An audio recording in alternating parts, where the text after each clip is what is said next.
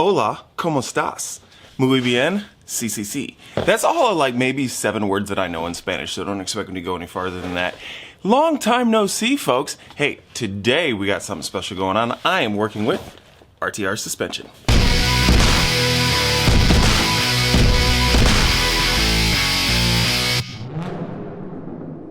So today I have a special project for all of you famous 65 followers that I have right now, who I thank very much, by the way. We are putting on RTR suspension on the vehicle. Now you might be asking yourself, doesn't he already have an RTR?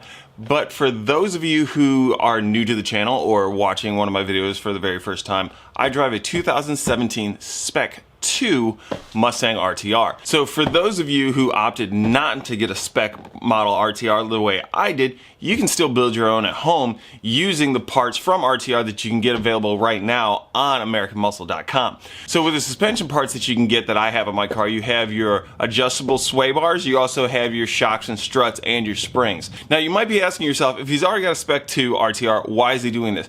Because I want to show you guys how easy it is to get this stuff on here and the fact that you can do it in your own driveway the way that I'm going to do today. Muscle Mustangs and Fast Forwards did a review on the Spec 2, and one thing they said that they really liked about the RTR was how it drove like a regular Mustang when you wanted it to, and then when you wanted to carve some corners, it could do that as well. And that's what you get out of this suspension setup. I know when I very first took it to the track, some of the stuff wasn't exactly the way I wanted it to be. I felt like I was pushing a little bit of understeer through some of the corners in autocrosses, and I was just trying to figure out what I needed to do. I hadn't adjusted the suspension setup. Everything was still in a neutral setting, so I started messing with sway bars, I started messing with the settings on my suspension, and the car came alive. And you can really set this to your driving style. If you want to just cruise, keep it in neutral. If you really want to push it hard through corners, if you want to drift, you can do that, which is really good about this setup. And it's very affordable. So this whole setup here is probably about, I want to say $1,600, just a little bit, give or take, at AmericanMuscle.com. And that's the entire setup that I have on my Spec 2. That includes your shocks, your struts, your springs, and your sway bars, all for around $1,600, which I don't think is really bad considering how much suspension systems can cost you these days. And this is set up for your 15 to 19 Mustang. It'll go on all of them. Now, there is some modifications that you aren't going to be able to change once you do this, and that is only to the top of the shock mount itself. You do have to drill that out a little bit larger to allow for the new diameter of the shocks that you get from RTR.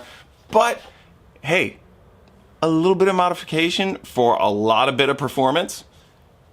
Who can argue that? So you have your shock here, then you also have your stock mount. Now what you have to do with this is you have to drill this out to 12 millimeters or 30 seconds to allow this to fit on top. Otherwise it's not going to be able to clear because this is thicker than what your stock one is. Now again, like I said, once you do this, you're not going to be able to revert this back. But hey, trust me, after you get this thing out on the street, you're not going to want to. And you're going to get everything that you need to assemble this. So you're going to get this rubber washer. You're going to get 2 nuts, one to set it in place and one to lock it. And then you're also going to get your space here that all go on top of your shock.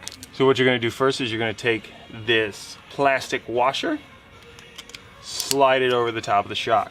Then you're going to take your stock boot here, slide that onto the top of the shock. You're going to drop your shock mount into place. After you have that on there, what you're going to do is you're going to take your spacer here, and the spacer then will go on top of the mount. After you do that, you're going to take one of your nuts here, and you're going to take this and put this down on top.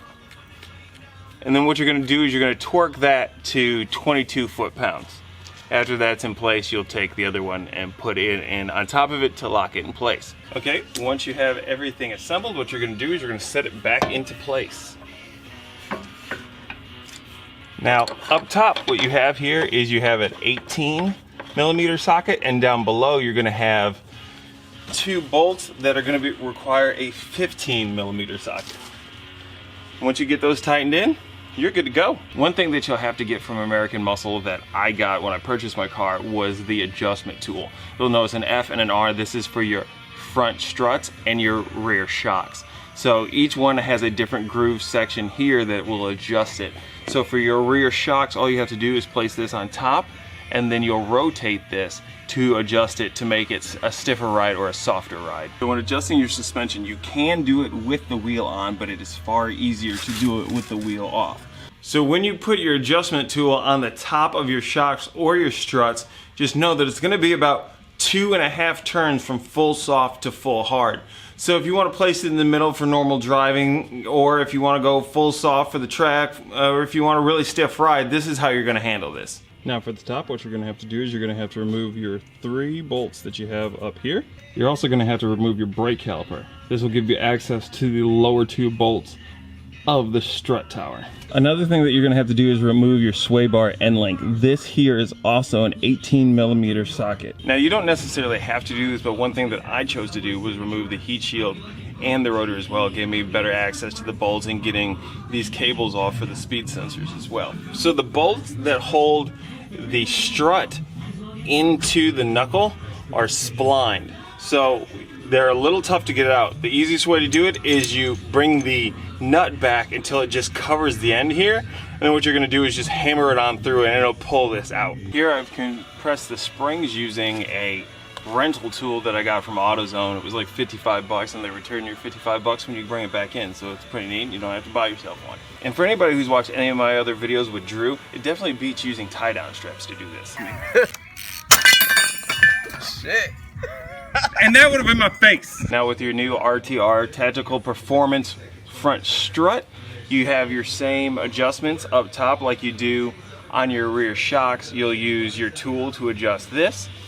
And what we're going to do now is we're going to start transferring some stuff over here so that you can put this all back together into the car. First thing you're going to put back into place is your spring alignment.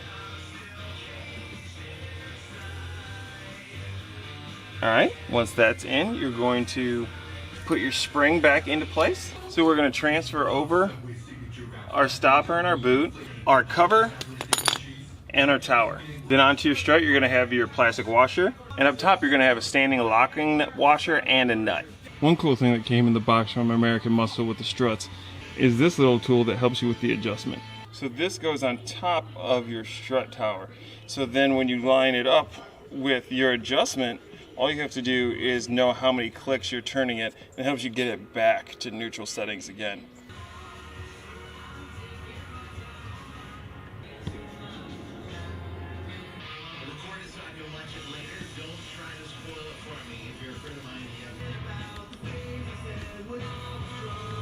Okay, so we're done with the car now. Start to finish took me roughly about 3.5 hours, but that also includes a break for lunch, a trip to AutoZone, and getting everything set up. So I would say once you take all that out, it goes down to probably about 2.5 hours, which isn't bad considering that I did both the rears and the front. One thing that did slow me up on the build a little bit was getting the strut away from the knuckle. Those grooved bolts in there were a little tricky for me to get out, and that took up quite a bit of the time of the build. So if you don't have any trouble with it, you can really knock this out super quick if you have basic tools in your driveway. I did this with jacks, a jack stand, everything bought from AutoZone or Lowe's.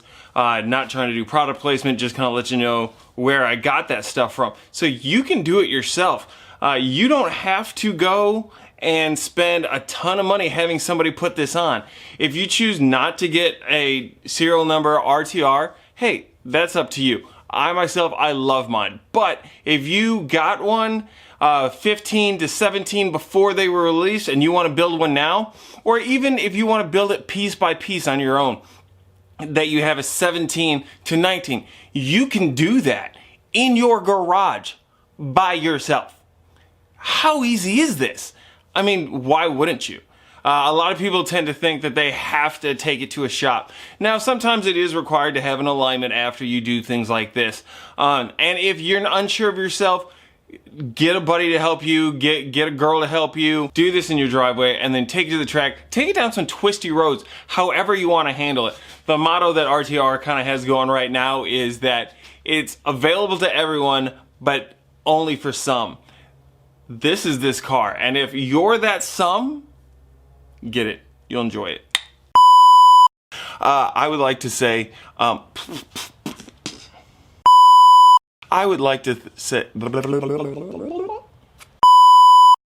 have an RTR 2007 teen, which I can't speak. This will go at the end anyway. You like to what? Oh, now you don't want to talk now that the camera's on. No, that's right. Come with me on my run. Stop this. Let me get kidnapped. Yeah, please do. You know how much money I'll save? You know how many tires I can put on my car?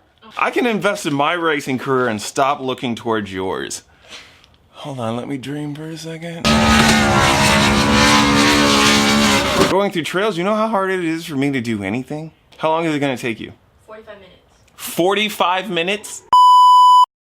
So for those of you who found this video and don't really understand what I'm doing right now, I don't either. I should really script this all out before I start talking. Shooting from the hip is cool sometimes, but not always.